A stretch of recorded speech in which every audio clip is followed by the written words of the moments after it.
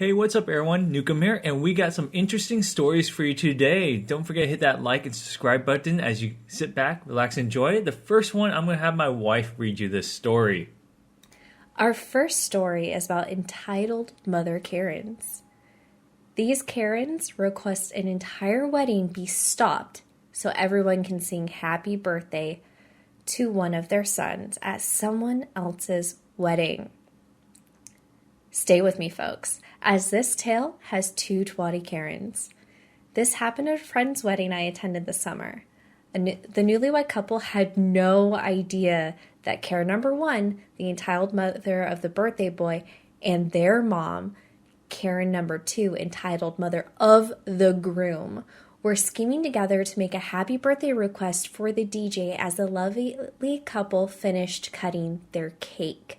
Not missing a single beat, the Karens winked at each other from across the aisle, and Karen number one abruptly hand signals the DJ for attention and asks him to stop playing the music so the entire wedding could look over at her precious baby boy and sing happy birthday out loud to this grown 38-year-old. The groom and bride had no idea, and the looks on their faces was of astonishment and absolute fuming. The birthday boy also had no clue to what had just happened. Now, I spoke up and said to the first Karen how embarrassing it would be if my mother did something like that to me, and that she maybe should have not taken attention away from the newlyweds. And she snapped at me and said with a smarmy smile, "Well, it wasn't for you now, was it?" I rolled my eyes and walked away silently after realizing I would have just been talking to a brick wall. For our next story is titled, Karen Gets Destroyed by a 4-year-old. Earlier today, I had an experience and I would treasure for the rest of my life. Best of all, it's a short one. I was at the gym using the pool. I ended up befriending a lady and her son gave up his swimming lane so I could flail around without potentially steamrolling little kids in the family area. We ended up chatting a little bit when I gasped for air on the other end of the pool if I saw them again. Well, today it's pretty much the same deal, except at one point, the mom flagged me down and asked me to keep an eye on her little son. She had to go to the bathroom. So, it's not on my third day. I asked no questions. Because if you ask a woman, they end up telling you more details than you wanted, and it's not something I wanted to know.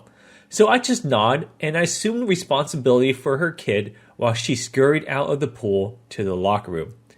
She was gone for about 10 minutes, I would say, during which time I'd given up on helping the little guy learn to swim and was being used to impromptu jumping platform. He'd stand on my shoulders, holding my hands, and then jump into the water. I guess for him, it was like jumping off of a skyscraper. And I made sure he wasn't going to knock himself out on the pool edge or something. It was at this point another woman walked over to us with a little girl in hand, demanding to know where the boy's mother was and why he's using me like a jungle gym.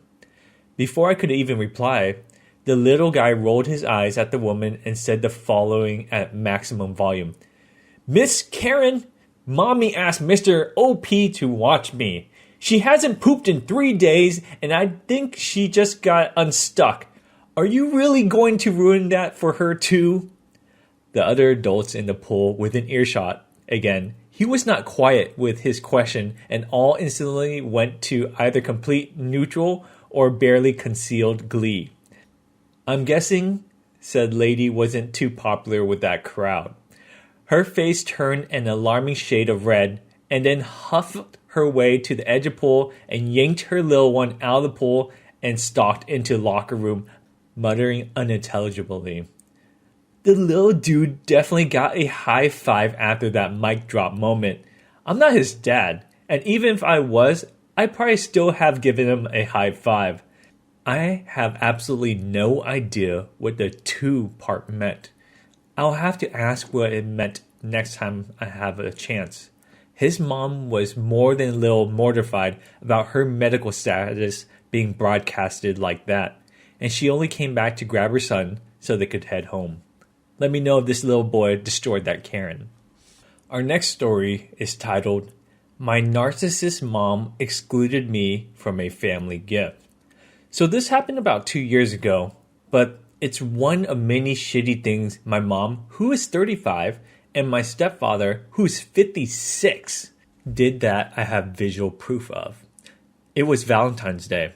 And one thing about my mom is that she is very flashy during the holidays. We're talking crap tons of expensive gifts, parties, and house covered in decorations. All can be fine, but every time I receive a gift from her, it was metaphorically held over my head. I didn't do something correctly? Am I ungrateful and a horrible child that I could never deserve gifts and constantly being reminded of that? That Valentine's Day, my mom gathered us in the living room to open gifts from her. More than just chocolate or a card, but actual gifts. If it weren't for the pink hearts decorations, you would have thought it was Christmas. Then, my mom whips out this book she custom ordered. It was supposed to be a children's picture book about our family that the little ones could read when they got older. The only problem was that I was nowhere in this book. I wasn't even covered. I wasn't on any of the pages, and I especially wasn't on the front page where my siblings' names were clearly listed. Her only excuse was that I was being represented by a company's mascot which appeared throughout the book.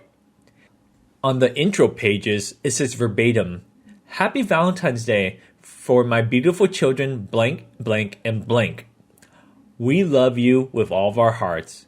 We cannot wait to see God's plan for you in your life. Love, Mommy and Daddy 2021. So basically, they excluded me from their whole family memories photos. Let me know what you guys think in the comments section below.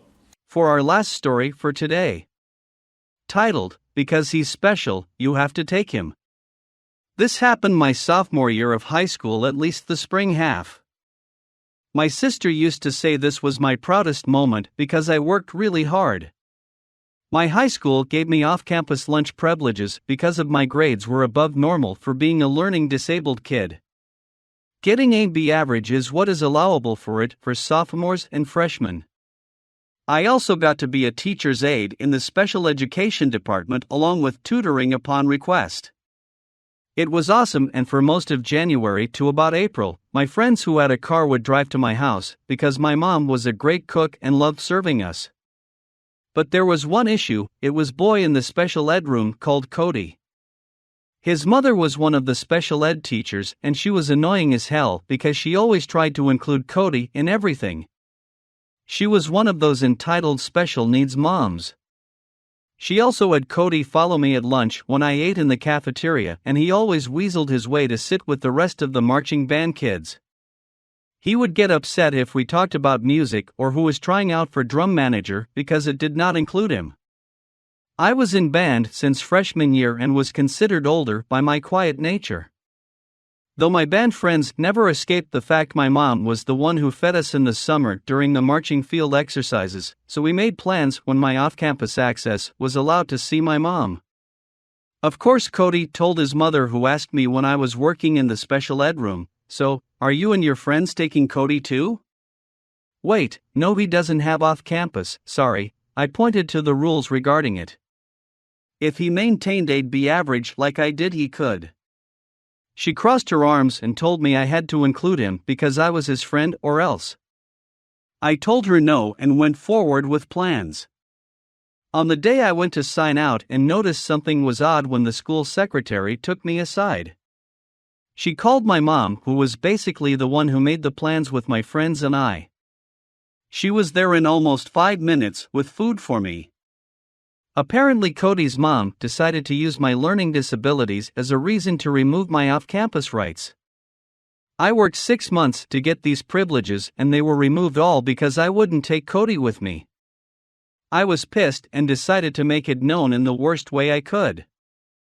I went to my English teacher asking her if the student aid position was still open, and she brought the note to the special ed teacher with a sign-over sheet. Who is going to talk to Cody? Was all Cody's mom asked when she saw the signatures and couldn't get her way. Eventually, my off-campus was returned a month later when my English teacher started to fight it. She said I worked entirely too hard. I still maintained the B average and also refused to go to the special ed room for tutoring if Cody was there. My junior year off campus was allowed without the B average, but I was still pissed at Cody and his mother. I worked hard and she decided to use my own weakness against me for the most petty reasons. I really hope nobody has to go through that kind of BS if they are a student aide. I hope these policies changed at my high school. Note, I think I didn't make this clear enough. I was a student aide. This is a student who uses their free period to work with teachers while they work. This is also used to get extra credit for certain subjects. The special education aid is usually only offered to students who are IEP at my school. Also, a student aide is not a babysitter for a special ed child. We are never trained for medical, personal, or mental situations. The position is solely for helping file and assist in light tutoring. Just so people know what a student aide is.